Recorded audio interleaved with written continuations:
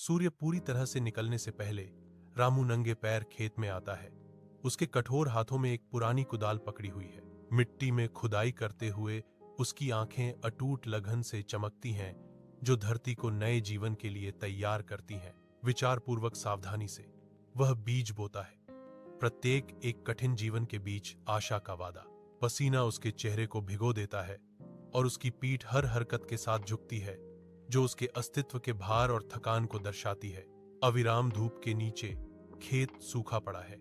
अंतहीन सूखे में फसलें मुरझा रही हैं। ग्रामीण, उनके चेहरे निराशा से उकेरे हुए, अपनी उम्मीदों को छोड़ना शुरू कर देते हैं, क्योंकि जमीन उनके पैरों के नीचे दरारें पड़ने लगती है।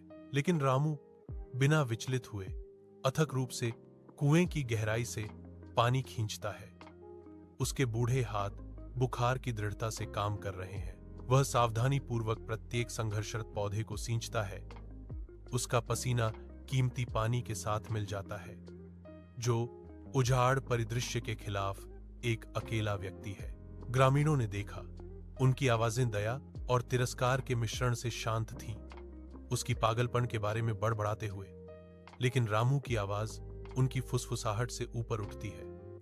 जब तक सांस है तब तक उम्मीद है। भयानक बादल जमा होते हैं, सूखे हुए भूमि पर लंबी छाया डालते हैं, क्योंकि बारिश का वादा हवा में भर जाता है। रामू के खेत जीवंत हरियाली से फूट पड़े, जो पड़ोसी खेतों की मुरझाई हुई उम्मीदों के बीच जीवन का नखलिस्तान थे। ग्रामीण रामू की फलती फूलती फसलों को देखकर विस्मय से देखते हैं। उनके चेहरे ईर्ष्या और आश्चर्य के मिश्रण से अंकित हैं। अपनी विनम्र झोपड़ी के बाहर रामू शांत चिंतन में बैठे हैं।